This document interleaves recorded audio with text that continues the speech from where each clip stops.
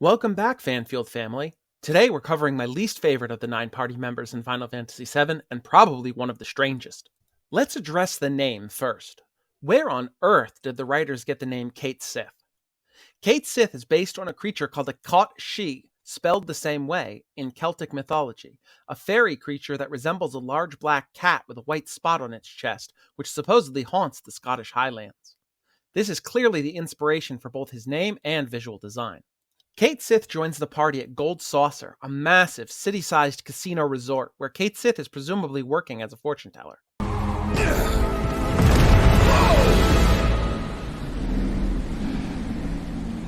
What do we have here? A man with a rain cloud over his head. So how about a reading to clear those somber skies? Whether it be dark or bright, I'll read your future right. Just didn't go shooting the messenger, eh? This some kind of toy? You lads, eyes up here. Cait Sith, fortune teller extraordinaire. Put it there. When Cait Sith catches sight of Cloud, he immediately approaches and asks to tell Cloud's future. Cloud agrees, and after a few nonsensical fortunes, he gets a fortune reading, "What you pursue will be yours, but you will lose something dear." There you are. The offer still stands. A fortune or two to steer you true.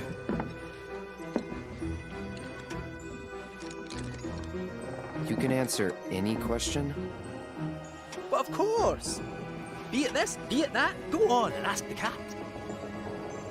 Okay, we're looking for Sephiroth.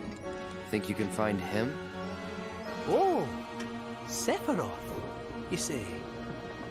All right. Hold on to your underpants. Meow, meow, meow, meow, meow, meow, meow, meow, meow, meow, meow.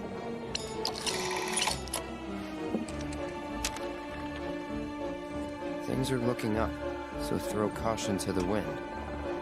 Put your trust in others, and a last-minute twist may pleasantly surprise you? What's this got to do with Sephiroth? What indeed? Give me another chance. I'll get it this time. Come on.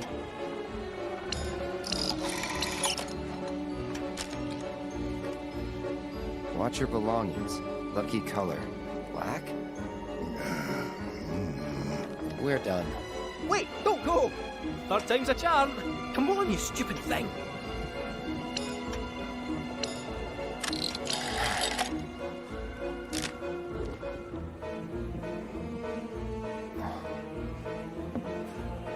Anything the matter?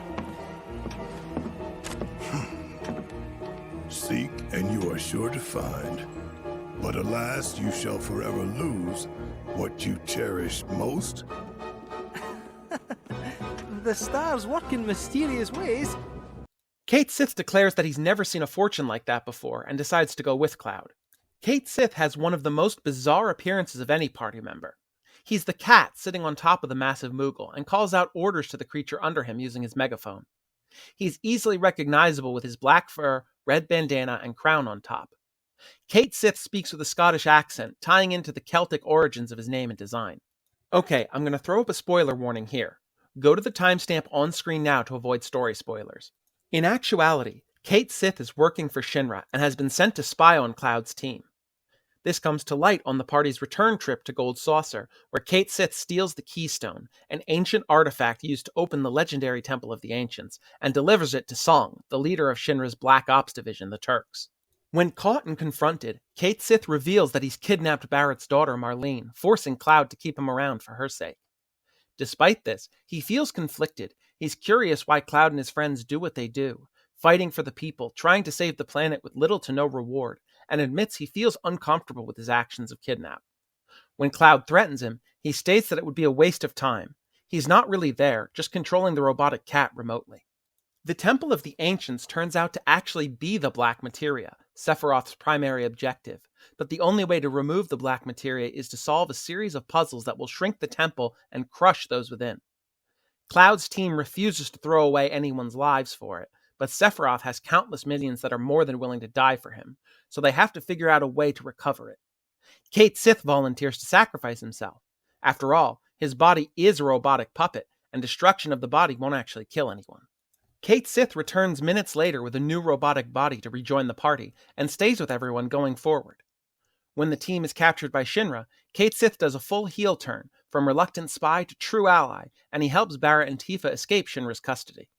Later in the story, it's revealed that it's not some low-level employee controlling Cait Sith, but rather one of Shinra's board of directors, Reeve Tuesti, the head of urban development. It's clear very early on that Reeve has more reservations about Shinra's activities than the other members, especially in regards to Shinra dropping the Sector 7 plate, which will have tens of thousands of innocent civilian casualties. In battle, Cait Sith's stats are generally lower than that of the other party members, though his magic and spirit stats make him a solid spellcaster. He roughly fills the role of the gambler job class from earlier Final Fantasy games, especially with his limit breaks, which we'll address in a bit. Cait Sith uses megaphones as weapons, which are used to call out commands to the giant Moogle he's riding. He doesn't actually attack with the megaphone itself.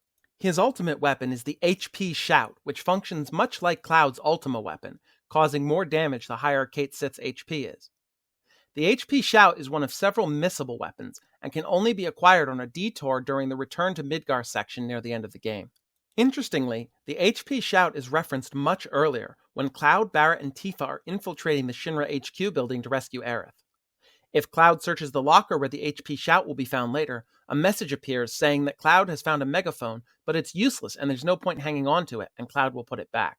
Unlike the other characters, Cait Sith only has 2 limit breaks, dice and slots, both tying into the gambler concept.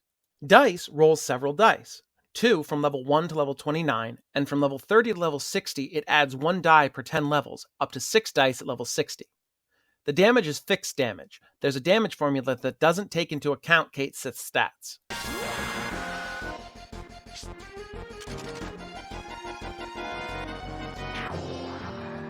The formula is x times y times 100, where x is the total sum of the numbers and y is the size of the largest group of dice showing the same number. So, for example, if 3 dice are thrown, a 4, a 2, and a 2, the damage is 8 times 2 times 100, or 1600 damage. Cait Sith's other limit break is slots. When used, it creates a trio of reels that spin, each with a pictograph. The player is able to stop the reels at any time, and the effect is determined by the picture that the reels form. There are a total of 8 different outcomes, as follows. Toy Soldier occurs when the reels are 3 crowns, and creates a small group of toy soldiers that fire at all enemies, dealing 5 times normal damage.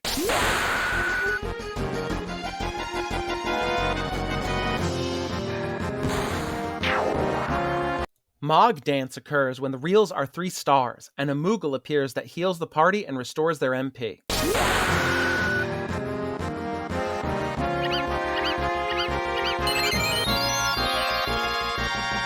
Lucky Girl occurs when the reels land on 3 hearts.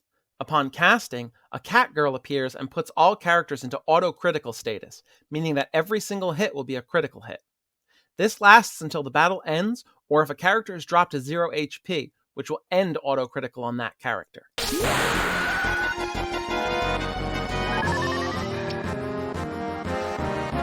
Transform occurs when the slots roll 3 Moogles. Upon casting, the other 2 party members will vanish, and the Moogle grows massive. He adds his ally's stats to his own, though his strength cannot exceed 255, and his max HP can't exceed 9,999, and he continues the battle, able to do anything the base Cait Sith can do, except for using limit breaks. When the battle ends, the remaining HP and MP are split evenly among all 3 party members.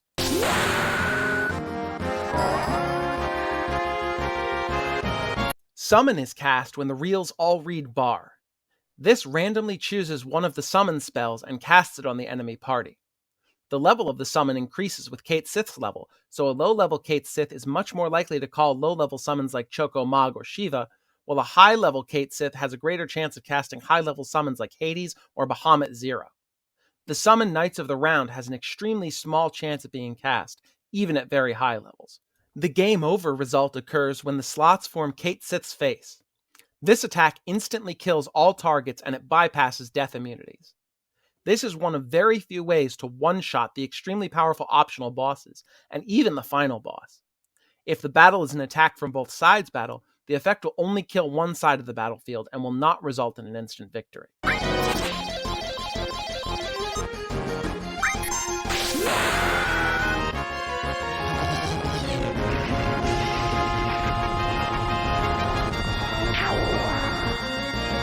The Death Joker occurs when the slots roll 2 sections of Cait Sith's face and a bar and instantly kills all allies, resulting in a game over.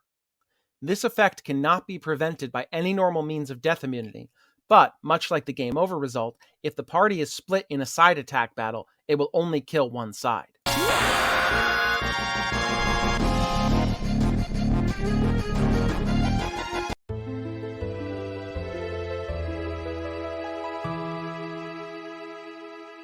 Finally, the last result, Toy Box, occurs whenever the reels do not result in any of the above effects, any mismatch other than the Death Joker effect. Toy Box drops a random item on enemies, and the damage ranges from double normal damage to up to 5 times normal damage.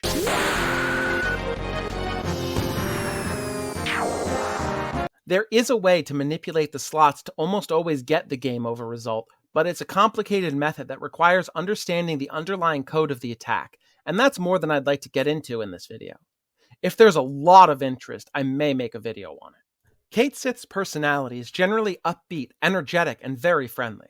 He's always smiling, ready to go, bubbling with enthusiasm, which befits his introduction as a member of the Gold Saucer staff. This is evidenced most notably in his victory animation, where he bounces around in excitement, his Moogle throwing him up into the air with joy. Cait Sith's theme is a song that oozes the questionable background of the gambler he is, and carries a fun-loving tone to it, which suits his playful personality and where he's found, a casino and theme park.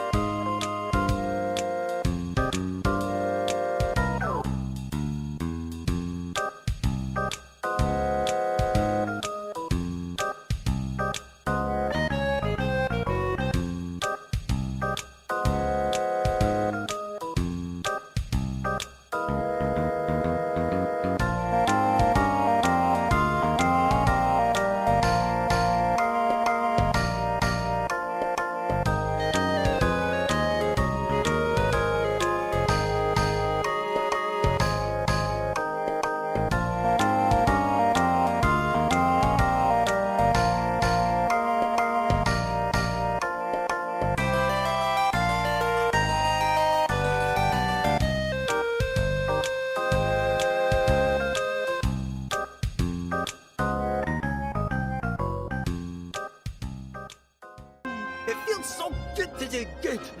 Alright lads, enjoy your stay. Personally, I've never really used Cait Sith. I find him unreliable and underpowered, and almost always eclipsed by better options. In fact, he's sometimes considered a joke character, but I'm sure there are players out there who have figured out ways to exploit and abuse his quirky playstyle. Thanks for watching. What do you think of Cait Sith? Let me know down in the comments. Next time we'll be looking at the second of the 2 secret characters, the mysterious, dark, and brooding Gunner. If you enjoyed this video, please consider liking, commenting, and subscribing. It takes 2 seconds for you, and it really helps the channel out. See you in the next one.